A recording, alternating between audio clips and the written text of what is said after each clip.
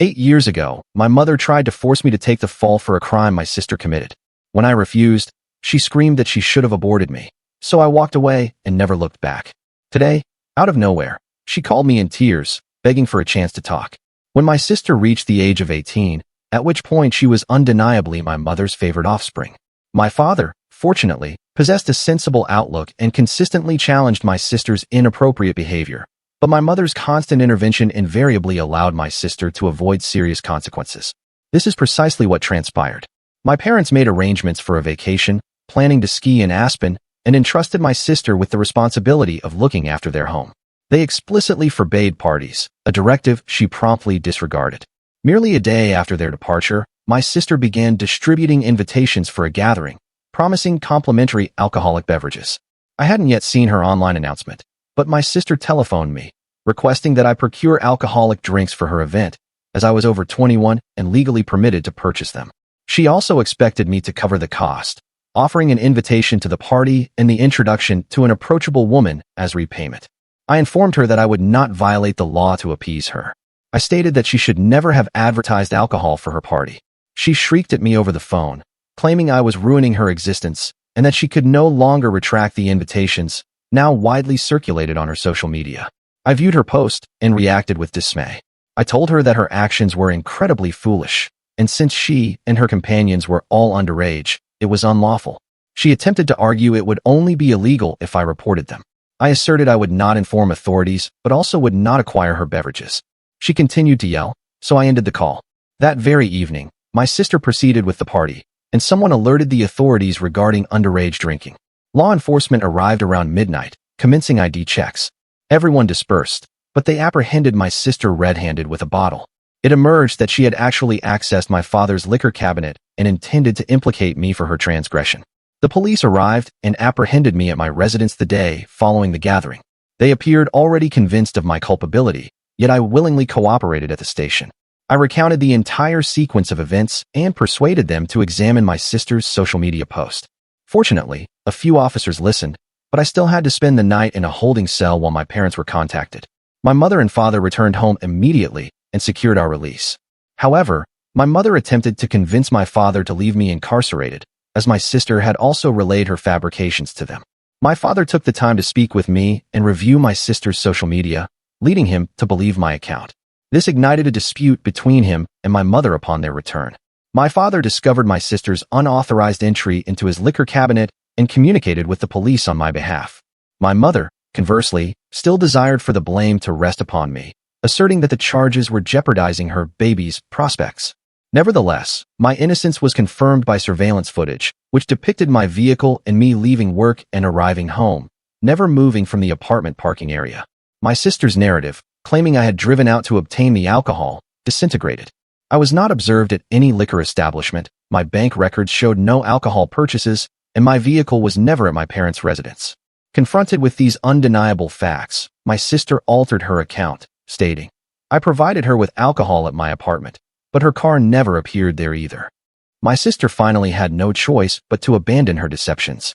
My mother still tried to persuade me to accept responsibility, arriving at my apartment and demanding I confess to the police. When I refused, her demeanor shifted from demanding to pleading, even kneeling. I stated I would rather endure poverty than bear that felony on my record. She erupted in a violent outburst, throwing objects, and I threatened to contact the police. She departed, uttering expletives and declaring she should have terminated her pregnancy with me. I immediately telephoned my father, who was incandescent with rage, threatening divorce if she did not rectify the situation. She had signed a prenuptial agreement and was compelled to agree to counseling. During family therapy, I confronted her about her consistent belief in my sister's falsehoods, reading from a list I had compiled over the past decade. My sister, unequivocally exposed as a deceiver and manipulator, became utterly unresponsive. My mother's coerced apology felt disingenuous and awkward. When my sister appeared in court, my mother implored the judge for leniency. Her legal counsel secured a plea deal, a substantial fine, paid by my mother, and probation instead of imprisonment. My father also insisted she undergo therapy, where she was diagnosed with narcissistic personality disorder. After completing college, she relocated to California, securing employment in Los Angeles with my father's assistance. We have not communicated in years. My parents' marriage became a mere formality. They They occupied separate bedrooms. Recently, my sister telephoned, boasting about her promotion to assistant manager. I pointed out that I now oversee one of my father's enterprises and am slated to inherit everything. She called our parents, weeping that it was unjust, but they reminded her that framing me and then abandoning them after they had financed her legal defense and education was equally unfair. My parents finally grasped the true nature of her character. They had nothing further they wished to bestow. We currently have no contact, but we genuinely do not mind.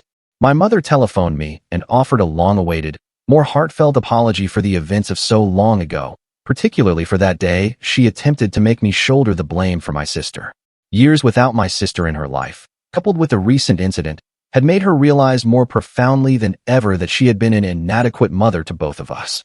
She acknowledged she could not reverse anything but wished to express her profound regret and love for me, admitting she had been too mortified to genuinely demonstrate it.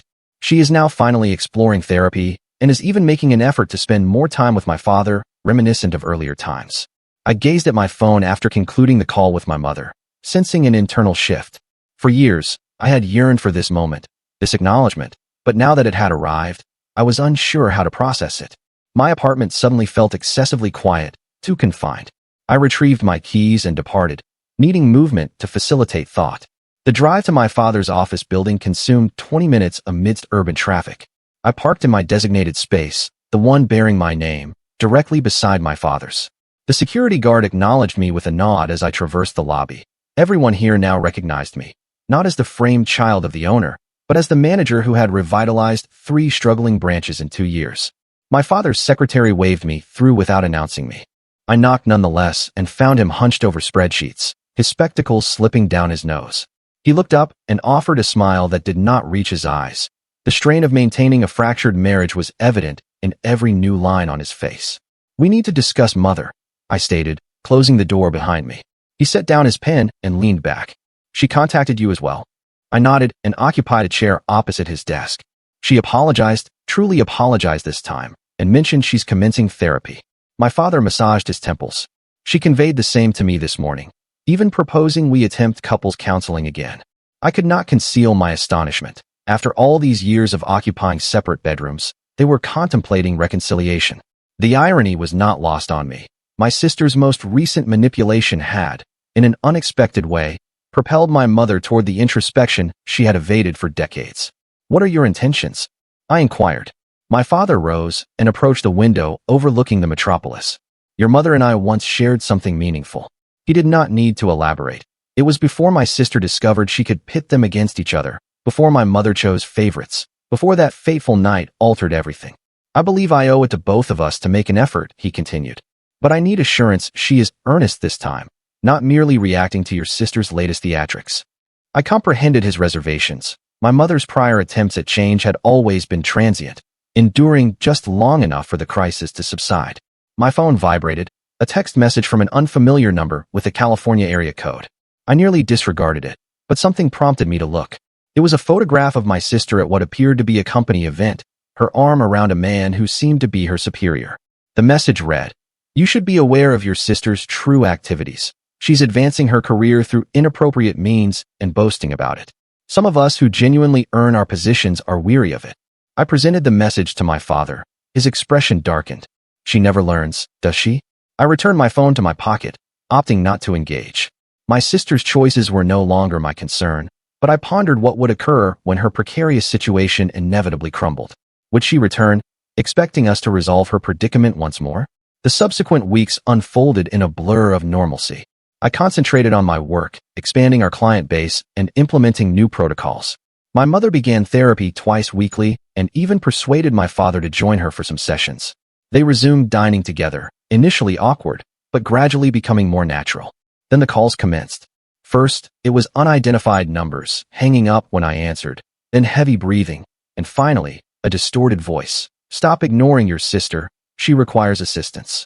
I changed my number, but somehow, they obtained a new one within days. I installed security cameras at my apartment after discovering my door unlocked one evening, although nothing was missing. The building manager affirmed no one had requested access to my unit. My father engaged a private investigator who traced the calls to various disposable phones acquired in Los Angeles. My mother's therapist suggested a family session, just the 3 of us. I consented reluctantly, unwilling to impede her progress. We sat in a circle in the therapist's neutral-toned office, the atmosphere heavy with years of unspoken grievances. "Tell me about your relationship with your daughter," the therapist prompted my mother. "Not your son, your daughter." My mother's hands fidgeted in her lap. I no longer recognize her. The individual calling and demanding funds, threatening to jeopardize our business if we do not assist her.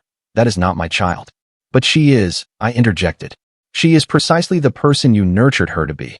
Someone who believes the world owes her everything, and that consequences do not apply."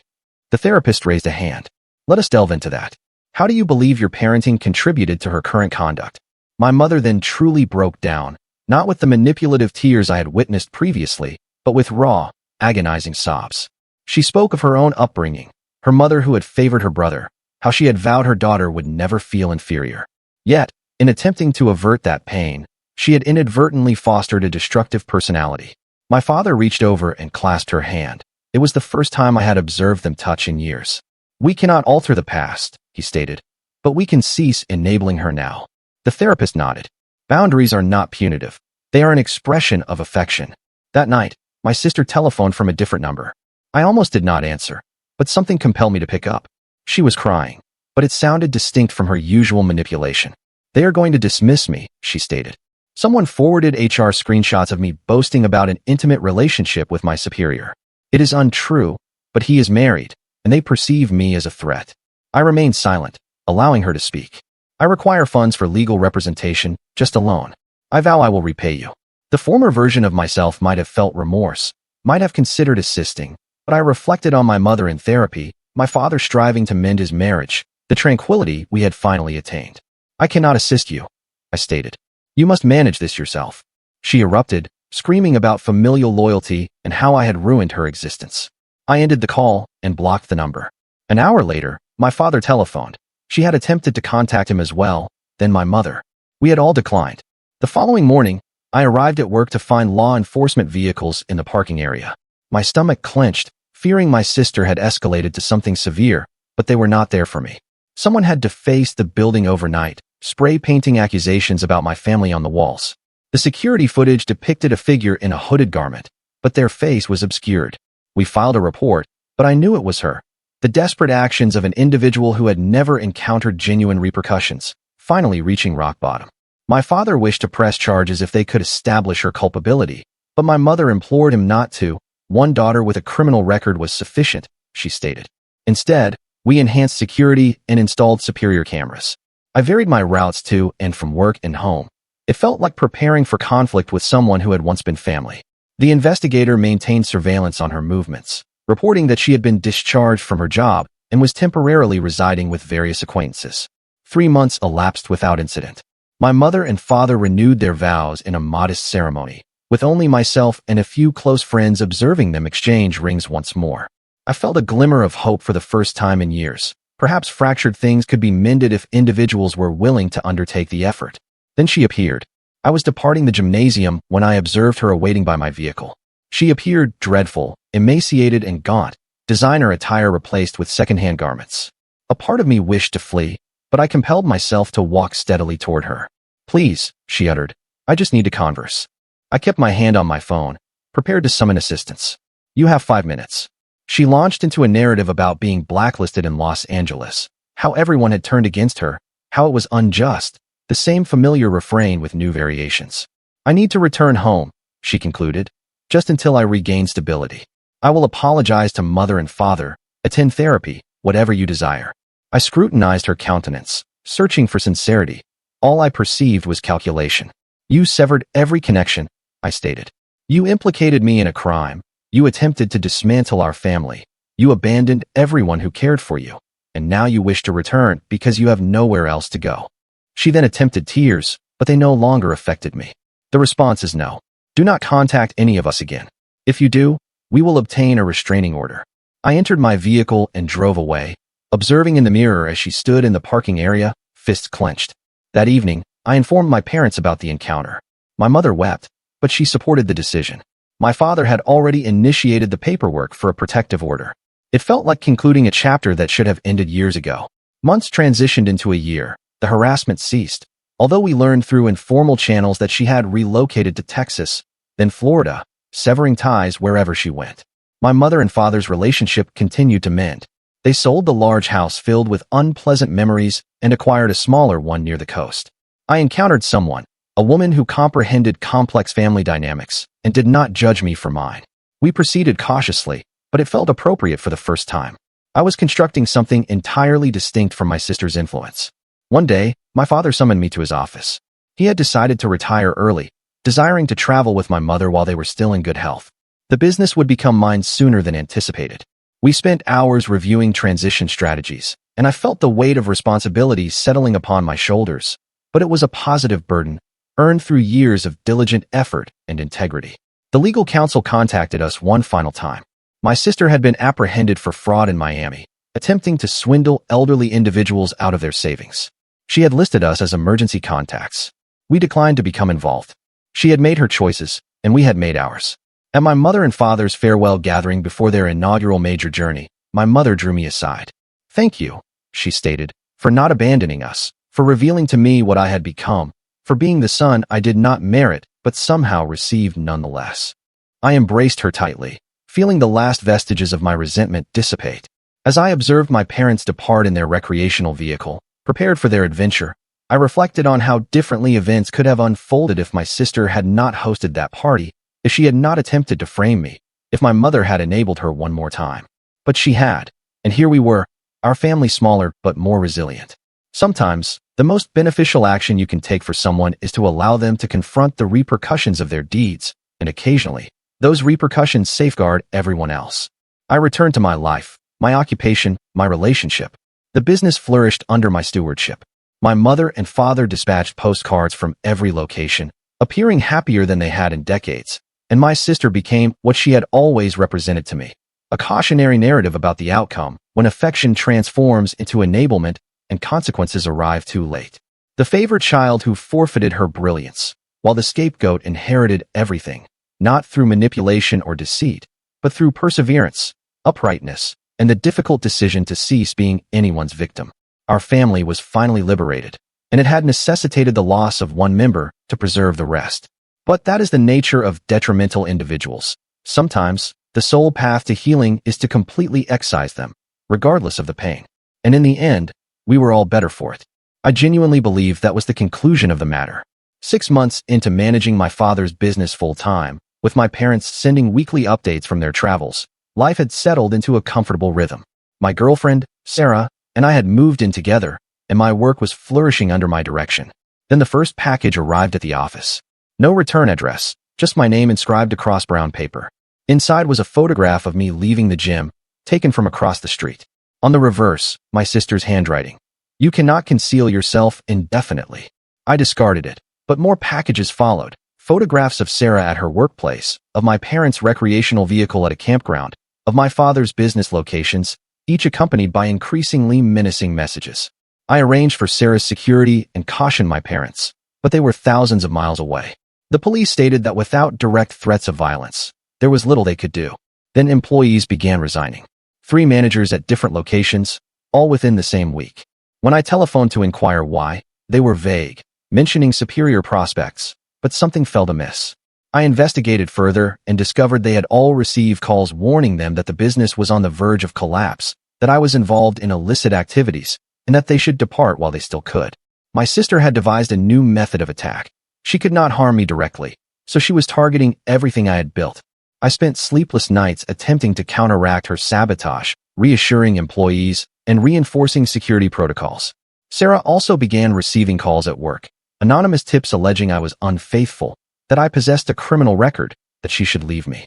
She did not believe them, but the incessant harassment was wearing her down. One morning, I arrived at the main office to find disarray. Our computer systems had been compromised overnight, customer data corrupted, financial records scrambled. The IT team worked feverishly to restore backups while I handled irate calls from clients. Amidst the deleted files, they discovered one document remaining, a rambling manifesto about how I had usurped everything from my sister, how she deserved what I possessed.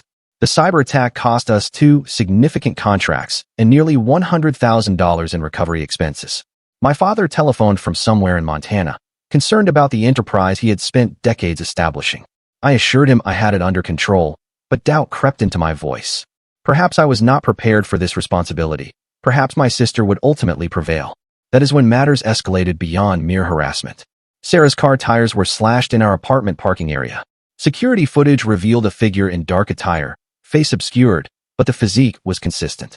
The following week, someone unlawfully entered her parents' residence while they were dining. Nothing was stolen, but family photographs were strewn across the floor, with Sarah's face excised from each one. Sarah was terrified, and I could not fault her. This was not what she had anticipated. We argued about it, her suggesting perhaps we should take a hiatus until things stabilized. I implored her to remain, promising I would resolve this. But I could discern the apprehension in her eyes each time she departed for work. The breaking point arrived when one of our delivery vehicles was tampered with. The driver noticed the brake lines had been severed just before entering the highway. Had he not checked, it could have resulted in fatalities for him and others. That crossed a boundary from harassment to attempted murder. I then realized that my sister would not cease until she had annihilated everything or someone suffered severe harm. I had to take decisive action. The private investigator my father had previously engaged provided me with a lead. My sister was back in California, undertaking cash-based employment under a false identity, residing in a dilapidated motel outside San Diego. She had been making trips back to our state every few weeks, coinciding with each escalation. I faced a choice: await her next assault or confront her directly. I opted for confrontation. I informed Sarah I had a business trip, not wishing to cause her further distress. The flight to San Diego felt like heading into combat. I had rehearsed what I would articulate, how I would persuade her to desist, but deep down, I knew words had never been effective with my sister. At the motel, I knocked on her door for 5 minutes before she answered. She appeared worse than before, haggard and paranoid, her eyes darting past me to ascertain if I was alone. Her room was chaotic, walls adorned with photographs of our family, my business, Sarah, red string connecting them like the feverish imaginings of a conspiracy theorist. She laughed when she observed my shock. Surprised? This is what you compel me to become. This is what transpires when you pilfer someone's existence. I had not stolen anything. I informed her. She had ruined her own life through her choices. But she was not listening, already rambling about how I had turned our parents against her, how I had sabotaged her employment in Los Angeles, how every negative event was my fault. I attempted to reason with her, even offering to assist her in obtaining professional help, finding her employment somewhere distant, if she would simply cease the harassment. She feigned consideration, then smiled.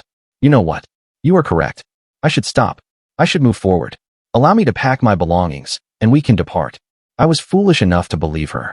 As she tossed garments into a bag, I relaxed slightly, thinking, perhaps this nightmare is concluding. Then I observed her retrieve something from beneath the mattress. The knife glinted as she spun toward me.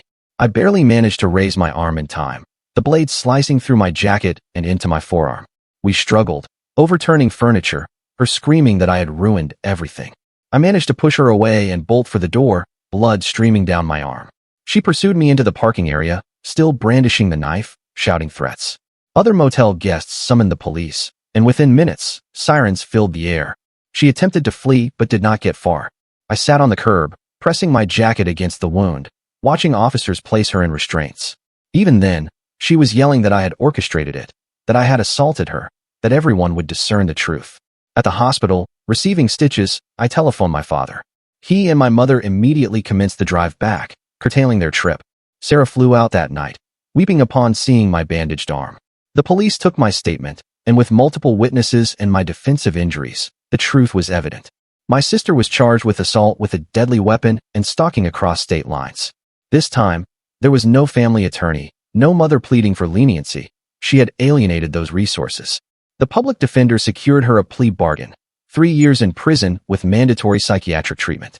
At sentencing, she still insisted I was the true offender, that the system was corrupt, that she would seek vengeance upon her release.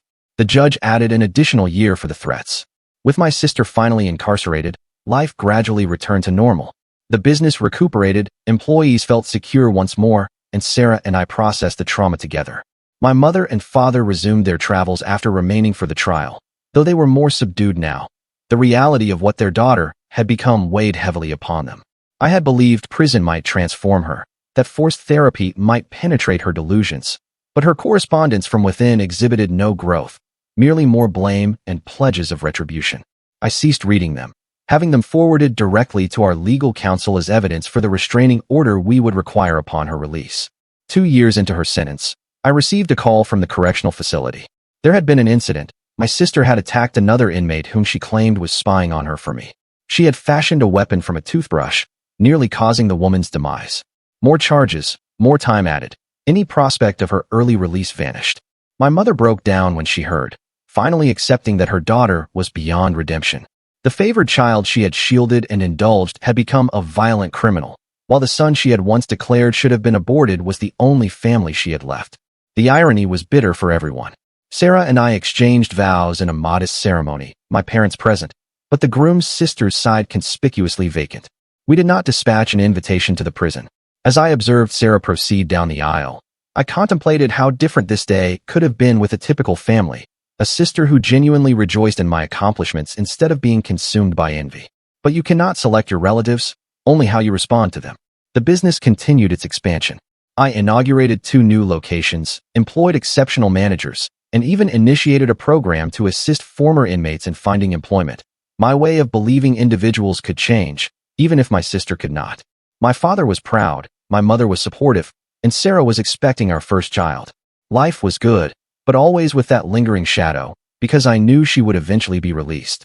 The restraining order was merely paper, and paper had not deterred her before. But I refused to live in apprehension. I had constructed something robust, a business, a marriage, a life, and I would not permit her to dismantle that again. When she was released in 5 years, perhaps 7 with her additional charges, I would be prepared. Security systems, legal safeguards, and most importantly, a family that stood united instead of enabling destruction. She imparted that lesson to us the hard way. The final letter I opened from her before ceasing altogether was distinct from the others. No threats, no blame, just one line. You have not yet prevailed. I discarded it and returned home to Sarah, to our life, to everything I had built while she languished in a confinement of her own making. Because I had triumphed, not through manipulation or deceit, but by refusing to allow her toxicity to define my existence. The favored child had fallen, and from her ruins, our family had emerged stronger. But I knew this was not truly over. Some individuals cannot let go, cannot move forward, cannot accept accountability. My sister was one of them. So I prepared. I safeguarded what mattered, and I lived my life, because that is what you do when you cannot mend someone. You mend yourself and guard against their harm. The next chapter would commence upon her release, but for now, there was peace, hard-won and meticulously preserved, and that was sufficient. The tranquility endured for precisely 3 years and 4 months. I was in my office reviewing quarterly reports when the telephone call came from the correctional facility. My sister had been granted early release for good conduct. The warden assured me they had informed local authorities about the restraining order, but we both understood how little that signified to an individual like her. I immediately telephoned Sarah, instructing her to collect our daughter, Lily, from daycare and proceed to her parents' residence. Then I telephoned my father, who was somewhere in Oregon with my mother.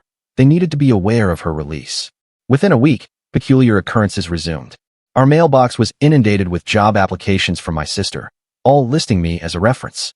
When prospective employers telephoned, I had to clarify the situation, observing potential business relationships sour. She had discovered a new approach, making me appear petty and vindictive for declining to assist family. The applications continued to arrive, dozens daily, until I was compelled to alter our business telephone number. Sarah discovered a woman trailing her at the grocery store, feigning shopping but consistently in the adjacent aisle. When confronted, the woman asserted she was composing an article about prosperous family enterprises and wished to interview us. Sarah obtained her license plate, and our investigator traced it to a rental under my sister's new pseudonym. She was testing our boundaries, ascertaining how close she could approach without technically violating the restraining order. The escalation manifested through our employees. 3 distinct managers reported being approached by a woman claiming to be my estranged sister, recounting fabricated tales about how I had stolen her inheritance. She offered them money to furnish information about our operations, client lists, anything that could harm the business. 2 of them immediately reported it to me. The third, a recent hire named Alex, succumbed to the temptation. I uncovered Alex's betrayal when confidential bid details for a significant contract ended up in the possession of our competitor. We lost the deal, and when I confronted Alex, he broke down and confessed my sister had compensated him $5,000. I terminated his employment and filed charges, but my sister had been meticulous, The funds arrived via anonymous transfers, and their meetings occurred in locations without cameras. Alex's testimony alone was insufficient. My mother telephoned, weeping one night. My sister had appeared at their new coastal residence while my father was out procuring groceries. She had stood at the gate, not technically on the property, merely gazing at the house. When my mother ventured outside, my sister had smiled and waved as if nothing untoward had happened, then walked away. The security footage depicted her circling the neighborhood for hours before and after, memorizing their routines. I engaged round-the-clock security for my parents and augmented protection for Sarah and Lily. The expenditure was debilitating, eroding our profits, which I suspected was part of her strategy. She could not directly ruin the business, so she would deplete it through security costs. Every employee now required background checks. Every delivery was monitored, every contract meticulously examined for potential sabotage. Then she became ingenious. Food inspectors arrived at our warehouses, citing anonymous complaints. Building inspectors discovered sudden violations that necessitated costly repairs. The health department received reports of contamination that proved false but cost us days of productivity. Each inspection was legitimate. Each complaint had to be investigated, and she remained utterly imperceptible behind the anonymity. Sarah reached her breaking point when Lily's preschool telephoned about a woman claiming to be her aunt attempting to pick her up. The school adhered to protocol and refused, but my sister had stood outside taking photographs until security arrived. That night, Sarah packed bags for herself and Lily. She was not abandoning me, she insisted, merely requiring space to think, time away from the perpetual apprehension. I observed them depart, comprehending but devastated. The following morning, I found my sister awaiting me in the parking garage at work. She stood by the elevator, technically in a public area where the restraining order did not apply. I could have turned back, but I was weary of fleeing. I approached slowly, maintaining my distance, hand on my phone, prepared to summon the police. She appeared healthier than in prison, having clearly orchestrated this campaign for years. She spoke first, her voice calm and rational, the manipulation more refined after years of compulsory therapy.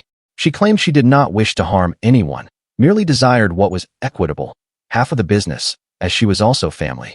She would cease everything, sign whatever documents I wished, if I simply granted her what she deserved. The therapy had instructed her in new tactics, how to frame her demands as reasonable requests, how to portray herself as the victim more convincingly. I recorded everything on my phone as she articulated her terms. She desired an executive position, equal partnership, access to all accounts. In exchange, she would leave my family undisturbed, cease the harassment, vanish from our lives except for monthly board meetings. She presented it as a business proposal, having even prepared documents. The former violent fury was concealed beneath a facade of cold calculation. I informed her that she would never be a part of the business, that she needed to accept the repercussions of her choices. Her composure faltered for a brief moment, her eyes flashing with a familiar rage before she regained control. She smiled and stated I would reconsider when the cost became too exorbitant. Then she walked away, leaving me trembling with anger and fear. That afternoon, our most significant client requested an emergency meeting. They had received a package detailing my sister's conviction, her relationship to the company, suggesting we were implicated in money laundering for her criminal activities. The client was apprehensive, considering withdrawing their contract. I spent hours presenting financial records, explaining the situation, barely salvaging the relationship, but the damage was done. Trust had eroded. I telephoned my father that night, and we made a decision. We could not continue playing defense, could not allow her to control our lives through fear. We needed to transition to offense, but judiciously and lawfully. My father still possessed connections from decades in business, including a forensic accountant specializing in financial crimes. If my sister was compensating individuals, leasing vehicles, residing somewhere, she had to be acquiring funds from a source. The accountant discovered what we needed within 2 weeks. My sister had been operating online fraudulent schemes during her incarceration, utilizing illicit phones to defraud individuals through deceptive charity websites. She had established a network of accounts under fabricated names, transferring money through cryptocurrency and offshore accounts. It was sophisticated but contained careless errors in places, the arrogance of someone who believed she was more intelligent than everyone else. We compiled all the evidence and presented it to the Federal Bureau of Investigation. Wire fraud across state lines, money laundering, identity theft, the charges rapidly accumulated. They had been investigating similar scams, but had not linked them to a single individual. Our evidence cracked the case wide open. Within days, they possessed warrants for her apprehension and were freezing her accounts. My sister must have had informants, because she knew they were coming. The harassment ceased abruptly. No more packages or inspections or stalking for 3 days. Nothing. I began to hope she had fled the country, vanished forever. Then Sarah telephoned, screaming. Lily was gone. She had been in the backyard at Sarah's parents' house, playing while Sarah observed from the kitchen, perhaps 2 or 3 minutes, and she was gone. The police responded immediately. An Amber Alert was issued. The FBI became involved given the circumstances. I drove frantically to Sarah's parents' residence, finding her collapsed on the lawn, her mother embracing her. Every parent's worst nightmare, compounded by our knowledge of who had taken her. The security cameras showed my sister lifting Lily over the fence, Lily willingly accompanying her aunt she had never met, but who must have appeared amiable. The next 4 hours were the longest of my existence. Police tracked my sister's rented vehicle through traffic cameras, following her northward toward the state boundary. She was clever enough to avoid primary highways, adhering to back roads, but not clever enough to abandon the car. They discovered it deserted at a rest stop. No sign of her or Lily. Then a truck driver telephoned, reporting a woman with a child hitchhiking, the child weeping. State police intercepted them 50 miles from the border. My sister had dyed her hair, changed clothes, but Lily was unharmed, merely frightened and desiring her mother. My sister did not resist arrest, merely smiled as they restrained her. Later, the prosecutor would present her interrogation video at trial. She claimed she was safeguarding Lily from me, that I was the true threat, that she was rescuing her niece from growing up in a toxic environment. The trial was swift: kidnapping, violating a restraining order, wire fraud, money laundering. The list continued. Her prior convictions meant no leniency this time. A minimum of 25 years in prison, with no possibility of early release. As they escorted her away, she glanced at me one last time. No fury, no tears, just a blank stare that promised this was not over. But for now it was. Sarah returned home with Lily the day after the verdict. We spent weeks in family therapy, assisting Lily in processing what had occurred, rebuilding our sense of security. The business slowly recovered, clients reassured by the resolution. My mother and father continued their travels, but remained closer to home. We all bore the scars, but we were healing. 5 years have now passed. Lily is in 3rd grade, remembers little about that day. Sarah and I had another child, a son we named after my father. The business has expanded to 3 states, employing over 200 individuals.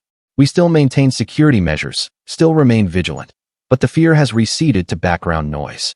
My sister occasionally sends letters, forwarded through legal channels. I no longer read them, merely file them away in case we require evidence again. My mother attempted to visit her once, returned weeping, stating the person in that cell was no longer her daughter, perhaps never was. My father refuses to acknowledge her existence. The favored child is now simply inmate number 38,847, and we are finally free. Last month, a young woman applied for our internship program. During the interview, she mentioned growing up with a parent exhibiting narcissistic traits, how she had been compelled to sever contact to preserve herself. I hired her immediately. She reminds me that breaking cycles is achievable, that individuals can choose to be superior to their most detrimental influences. My sister chose differently, but that was her decision, not ours. The family enterprise continues to flourish, built on trust and integrity instead of manipulation and deceit. My mother and father celebrated their 40th anniversary last week, their marriage stronger for enduring the tempest. Sarah and I are planning our own future, perhaps another child, certainly more adventures. We earned this peace through suffering, but it is ours now, and no one can seize it. Occasionally, I drive past the exit for the correctional facility where she is held, but I never stop. That chapter is closed. That individual is absent from our lives. She wished to annihilate us, but instead, she liberated us from the cycle of enablement and excuses. We learned to safeguard ourselves, to prioritize tranquility over toxic allegiance. The cost was substantial, but the lesson was invaluable. Family is not about lineage, it is about choice.